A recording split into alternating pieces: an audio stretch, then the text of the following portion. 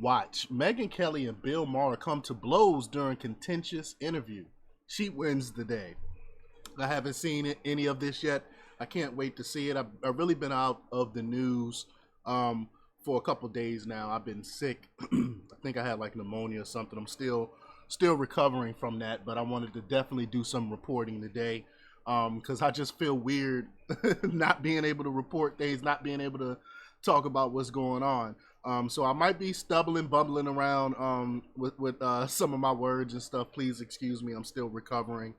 But before we get started, go ahead and hit that like button. Share this out so that we can get this information out there. Subscribe if you're not already a subscriber, and hit that alarm bell so you know when I'm putting out new stuff. Also, check out my link tree in the description. It has a link to my Patreon. That's where I talk about things that I can't talk about here. There's also a link to my X and my Instagram account. Follow me there as well. All right, so let's talk about this news. Now, this comes from Red State, from Banchi, and they report that Megyn Kelly and Bill Maher came to rhetorical blows multiple times on Friday evening as the two discussed various topics. And not surprisingly, their view on Donald Trump caused the most contention, with Maher repeatedly calling the former president a fascist. We know that's not true. Kelly was ready to respond though. So let's watch this clip here. Here we go. These are the dictator countries. There's a very World War II feeling here when the dictator countries are getting together. I mean, in World War II, what did Hitler and the Japanese have in common? Nothing, except they saw the world one way, fascism. They all have to do it in their different way. Iran is a fascist country in their own way. So is China, so is Russia, Saudi Arabia, you could say also. Somehow, the world seems to be dividing between the good guy countries, the democratic countries, and these autocracies. And if your guy gets in, we're going to be on the wrong side of this one. Okay. What? What indication do you have that Trump is an actual fascist? We have 4 years of him being in office on top of the pandemic, which he could have had plenty of opportunity to be authoritarian. And he was like, you know what? No. We'll leave it up to the states to decide how to handle this pandemic. He had plenty of opportunity to do it, and he didn't. So what are y'all talking about right now? It's just untrue. If my guy gets in, I think we'll go back to the time that we had when he was president, which is the only time we didn't start a war and get involved in a war. Did Putin? That's not true. Did Putin? Jimmy Carter never fired a shot. Putin did not invade Ukraine until Biden took over. We had the disastrous withdrawal from Afghanistan, which projected weakness through the world. People understood that we were enfeebled, and that is what was provocative. Weakness is provocative. I feel like Trump destabilized these people. They didn't know what to expect of him. Next thing you know, he's bombing Soleimani. Trump did strategic strikes that had people on their heels. They didn't know what he might do to them. And we did not have Putin invade It's what he might Ukraine. do to us that I'm a little more worried.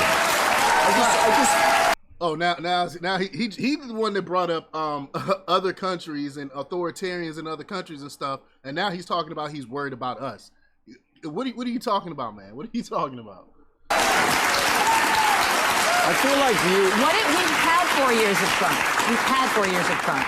Yeah. Trump did not go after his what? political enemies with the Department of Justice. Right. That was Joe Biden and Kamala Harris. Facts. Well, we had Hitler in the 30s and things were okay, and then we had Hitler in the 40s and they got way worse. Because we had him. He hid his Hitlerism the first 4 years, and is going to come out in full force. He tried to do things like that. He tried to do dictatorial fascist things, and he was stopped. Joe Biden has flouted the law when it comes to these student loan giveaway programs. He's flouted the law. Supreme Court opinions that told him he didn't have the right to do it, and he openly said, I will get around the Supreme Court. He did it with respect to rent abatement programs, the same exact thing. And then he and Kamala Harris unleashed this Department of Justice against their political enemy, Donald Trump, their #1 chief rival for the presidency. Okay.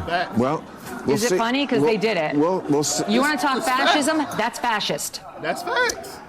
I think history is not going to be kind to your point of view, but I appreciate you coming on and saying. We said the same thing about the people who was forcing the jabs and stuff like that. Like, history is not going to be kind to y'all, and it certainly has not. They have been proven. They have been proven to be. They are the true fascists. That's the true fascists there. The people that's mandating things like that. Just crazy, just crazy. And then the crowd to laugh when she make a real statement, a factual statement. The key, this is key issue in 2024 election, and one that I'd argue is going poorly for Democrats. As Kelly points out, everyone has heard all this before. I mean, they've been saying he's Hitler for 8 years. At some point, and that point was a long time ago, this became a boy who cried wolf situation. What I said the same thing.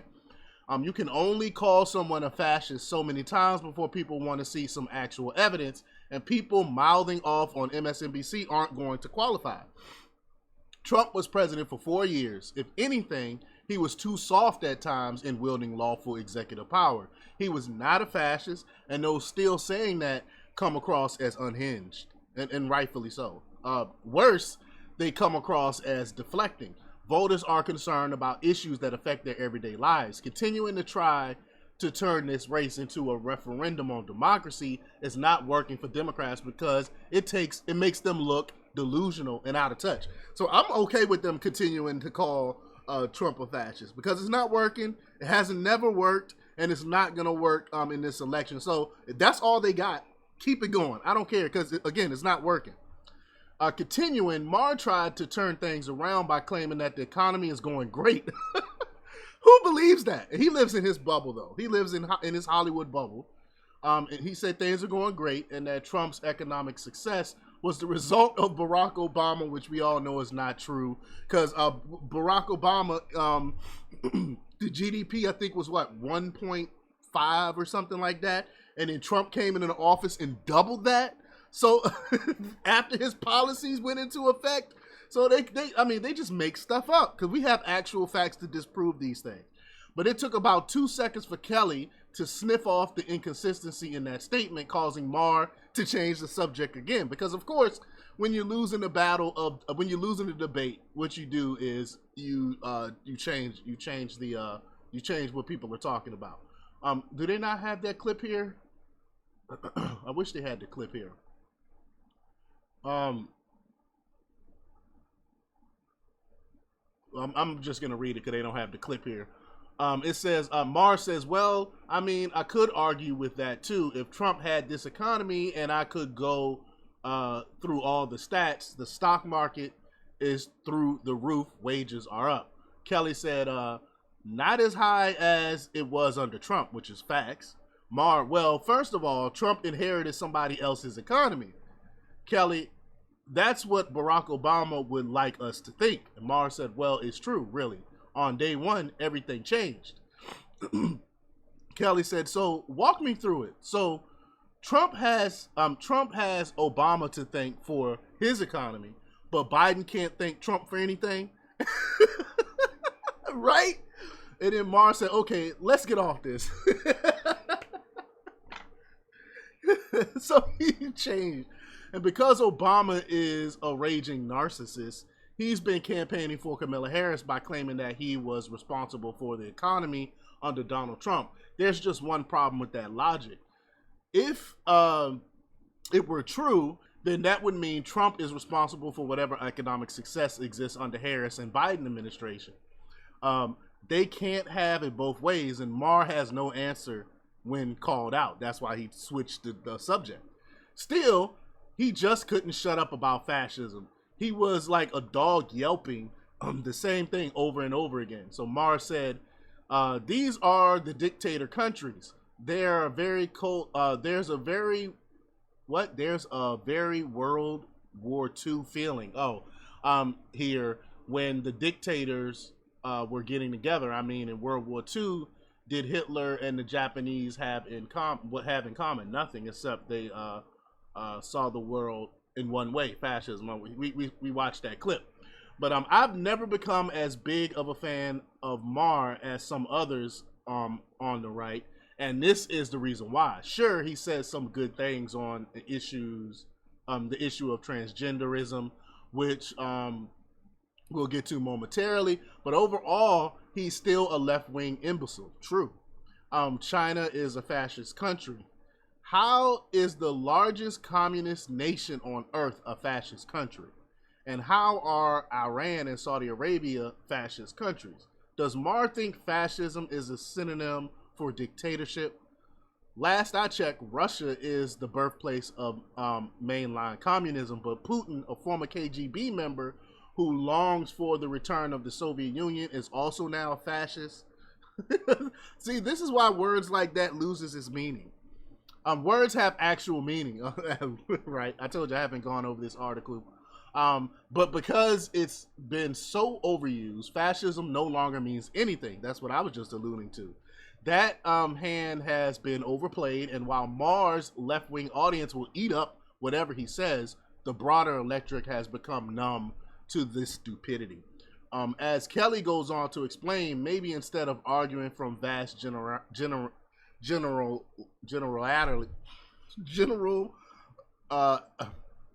y'all know I'm struggling today, I'm sorry, that largely make no sense, Maher should take some time to examine the results. Kelly said, Trump did not go after his political enemies with the DOJ.